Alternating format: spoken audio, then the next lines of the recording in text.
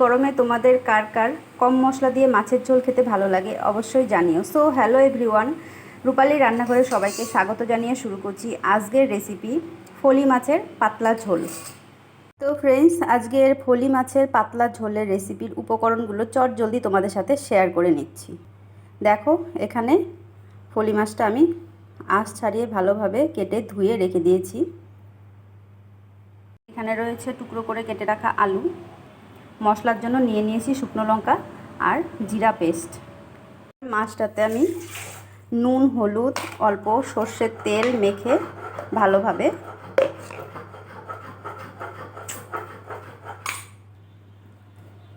সর্ষের তেল দিয়ে দিচ্ছি। দিয়ে খুব ভালোভাবে মাছটাকে আমি মেখে 10 মিনিটের জন্য ঢেকে রেখে দেব।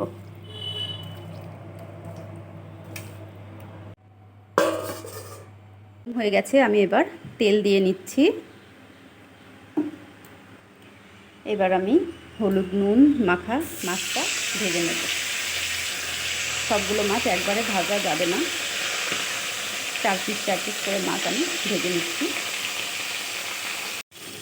মাছটা ওভেনের মিডিয়াম আঁচেই ভাজতে হবে, আর মাছটা আমি বেশি ভাজবো না, অল্প ভেজেই নামিয়ে নেব। তো মাছটা ভাজা হয়ে গেছে, আমি এবার নামিয়ে নেব।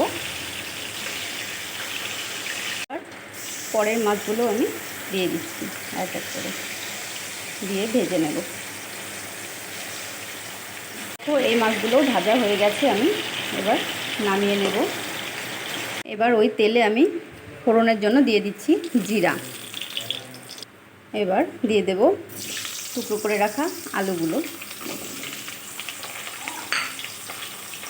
দিয়ে ভালোভাবে হলুদ লবণ মিশিয়ে আমি ভেজে নেব আলুটা।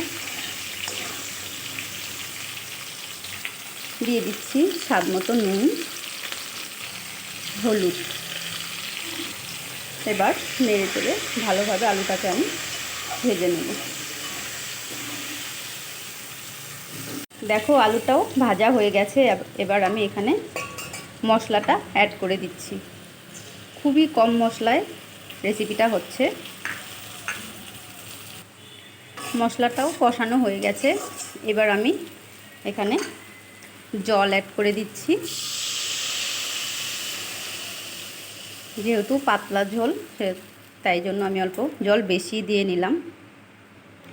এবার ঝোলটা ফুটে গেলেই আমি এতে দিয়ে দেব মাছগুলো। ঝোলটা ফুটে গেছে, আমি এবার মাছগুলো এক এক করে ছেড়ে দিচ্ছি।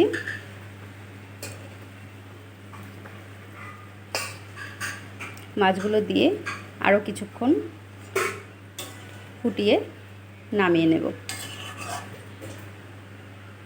তো ফ্রেন্ডস, দেখো মাছের ঝোল হয়ে গেছে, ফলি মাছের পাতলা ঝোল। আমি এবার এখানে ওপর থেকে অল্প গরম মশলা ছড়িয়ে নামিয়ে নেব ফলি মাছের পাতলা ঝোল। তো তোমরা কে কোথা থেকে এই রেসিপি দেখছো কমেন্টে জানাতে কিন্তু ভুলো না। আর রেসিপিটা ভালো লাগলে তোমরাও একবার এরকম কম মশলা দিয়ে এরকম পাতলা ঝোল রান্না করে ট্রাই করে দেখতে পারো। তো ফ্রেন্ডস, দেখো ফলি মাছের পাতলা ঝোল রেসিপি তৈরি হয়ে গেছে। আমি সার্ভ করে নিয়েছি। রেসিপিটি তোমাদের কেমন লাগলো অবশ্যই জানাবে। ভালো লাগলে লাইক, কমেন্ট, শেয়ার করে অন্যদেরকেও দেখার সুযোগ করে দেবে।